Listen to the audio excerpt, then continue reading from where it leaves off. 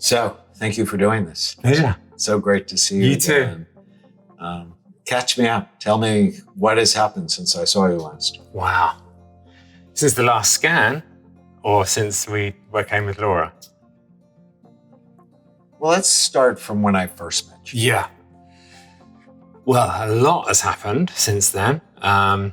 We had 2 kids, so we didn't have any. I don't think we'd even had Alfie when I first came in. So that was a big change. That was a rough. Last year was rough in a lot of ways. Like, it was one of the worst years, I'd say, in terms of just Alfie was diagnosed with autism, and it was just so scary. But knowing more about it now and realizing I have it too is it's just been a real experience of, I'm not scared of it anymore. And so obviously talking to you as well about it, and the way you explained it and the people you put us in contact with, I don't feel as dark about that anymore. I feel like you can use it. I feel like I've used autism and my special interest to be successful in my career. I feel like looking back now, I can see how I used it. Like the hyper focus on one thing, music, to the detriment of everything else. So I'm more hopeful now. So that was. Yeah, it was hard. I remember it was really hard. Yeah, it was probably one of the worst. I think maybe the worst period I've ever experienced. It was just knocked me completely for 6. Yeah. And you've had dark periods. Yeah, exactly. I mean, I've was a drug addict and an alcoholic for years and years, and I've 18 months with no alcohol and 18 years with no alcohol, sorry. And I had a relapse after 10 years, so I'm sober again 8 years back from everything. So that was a journey. But yeah, definitely something about it being my son was way worse than anything. Just that feeling of, what's going to happen to him? How's he going to, function? But I'm not scared of the diagnosis anymore. So that's been something that's been a big shift. Yeah, I'm feeling a lot better this year. And Elon Musk came out with his diagnosis of autism. And that's another great thing. Apparently, he's done some things right. Yeah, totally. Yeah, exactly. And there's a lot of people. But again, a very creative, highly successful. Yeah. And I can already see similarities with Alfie and me. I can see it. He's very musical. He's very stubborn. He's just, every day I'm seeing something that I can relate back to my childhood and go, okay, I remember when I was a kid, I was similar to that. So, I don't have to worry so much.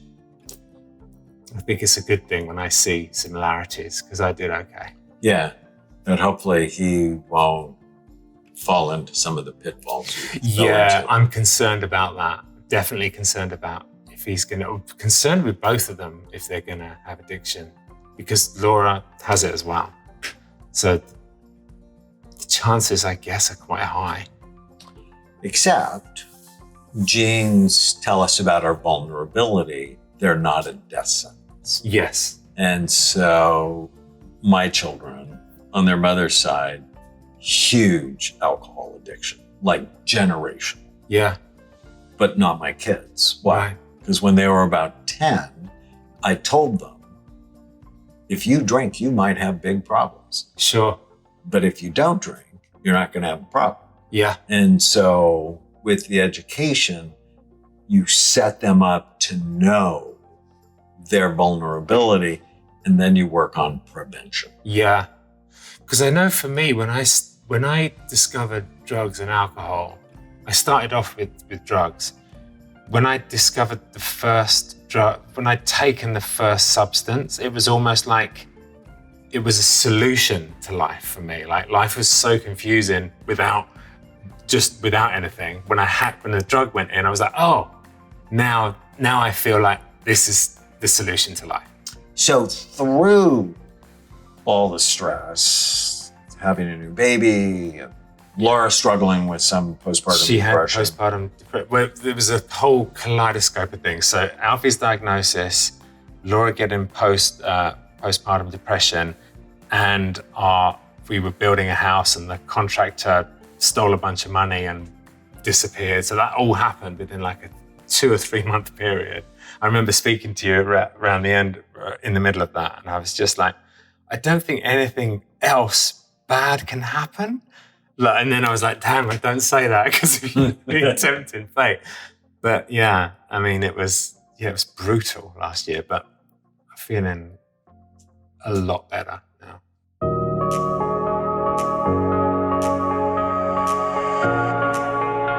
Your focus on the X test you did for me? Yeah. Much better. Oh, really? Much better. Wow. Like before, it was a problem. Oh, wow. That's good. So this tells me, are you more likely to be ADD Right. or less likely? Sure. And you are more likely. Yeah. The one today was normal. Oh, Your wow. concentration test was normal. Wow. But your scan was sleepy. And Yeah, you said, I mean, you diagnosed me with ADHD before, so I know I've got that.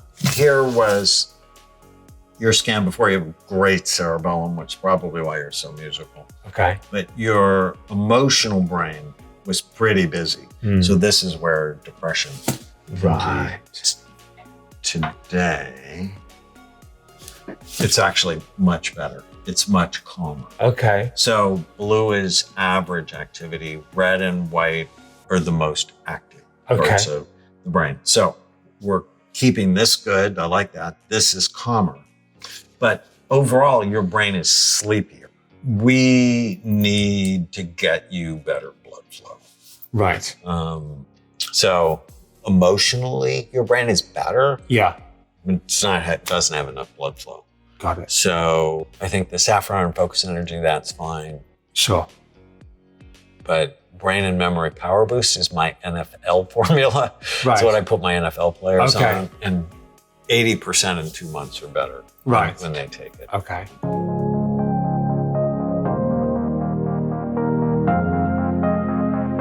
How old were you when you started drinking or doing drugs? I started doing drugs at 15 and I started drinking at 18. Yeah. And I never drank or took drugs socially. It was to get oblivion. That was my goal from the first moment. I think that's quite unusual. I'm in 12-step groups now and I speak to a lot of people and I don't hear a lot of people. Some people do identify with me with that, but I feel like most people, it's a social thing that becomes a problem. But for me, it was like, oh, this, like I was saying, this is the way, this is the It's like solution. a key in a lock. Totally, yeah. That it eliminated the pain. Yeah, big time, yeah. Caused so much more pain. Yeah. To Right. begin with that. Maybe there's other ways we can do this. Yeah, I love that. Laura always says, if it was still working, I'd still be doing it. And I feel like that's true, you know, it just stops working after a while. The pain doesn't go away, you just end up with so much more. Right. And Yeah. those things deaden your pleasure centers. Yeah. Right? Yeah. So initially you're out of pain, Yeah. but then it takes an area of the brain called the nucleus accumbens that responds to dopamine. And when you push on that too often or too hard, that's what drugs do. Right. It begins to wear them out. And then you probably notice this, it takes more and more Yeah. to get the same effect. Definitely, yeah. And then pretty soon you're not using to escape, you're using not to feel horrible. Absolutely. Yeah. Right? Yeah. And most people don't get that. They think, oh, they're just using drugs to feel good. It's Right. like, no, they're using drugs so they don't feel like killing themselves. Totally, yeah. Right. And does that come back eventually? You have I just to repair Sure. that part of your brain. Yeah. And I often say you want to drip dopamine, don't dump it. Yes. Right? Because when you're drinking, you dump dopamine. Or when you use cocaine or methamphetamines, or what drugs did you like? All of them. The only one I didn't like was pot. Everything else, I did everything else, and I loved everything. Yeah. Yeah. And so what it does is it just wears it out. Yeah. And then when you stop, you feel so awful. Yeah. We have to just rehabilitate that part of your brain. So I always think drip dopamine, don't dump it. So dopamine's the neurotransmitter it works on. Yes. And you trip it with like eye contact and holding hands and sunshine and making music and doing the things that don't get you the high, but get you the smile. Yeah, right. That's good. I feel like now my problem isn't drinking or drugs, it's just life. Like life it can be a problem now. Whereas I was using those things to cope, now I have to just deal with the life stuff. And it's not the drinking, it's the thinking now. So how can we get your thinking to help you? Right, yeah, that's the thing, isn't it? Yeah, I mean, it's a good point. I mean, I feel like we're on the right track. See, we live in a society of undisciplined thinkers. Sure. And there's nowhere in school. Like I was 28 years old in my psychiatric residency before I heard a professor say, you don't have to believe every stupid thing you think. That thoughts are not reality. Yeah. The thoughts come from all sorts of places. They come from your ancestors. They come from the voices of your mom and dad. They come from the news you listen to, from the music you hear, from your friends, from your foes. And they lie. Yeah. A lot, right? Just because you have a thought has nothing to do with whether or not it's true. Sure. Right? Like if you go, oh, Alfie has it, it's my fault. Yeah. And it's like, well, is that true? Right. I mean, you would never do anything to hurt him purposefully. Yeah, exactly. Yeah. Right? But by recriminating yourself, boom, put yourself in the toilet. And so if we go, it's not my fault. Well, you absolutely didn't do it purposefully. Sure. You don't have any control over the genes we pass, right? Yeah. You have awesome genes. Right. And we all have vulnerable genes. Sure. Right? Yeah. So if you can go, it's my fault, and then flip it. Yeah. It's not my fault. And go, that's not my fault. Yeah. Yeah. I like that. Were you oppositional at all to your parents? Yes. Meaning, I was really good at talking back. Yeah. I was really good. Yeah. But I was never good at talking back to myself. Interesting. So when you have that harsh critic inside your head, you have to sort of have an attitude problem with that critic. That's really good. I never thought of that before. And the goal is really to talk to yourself like you would talk to someone you love. Sure. Rather than talking to yourself like someone you hate. Yeah. And so many of my patients, they go, I would never talk to people like I talk to myself. Yeah, it's true. Yeah, it's really true.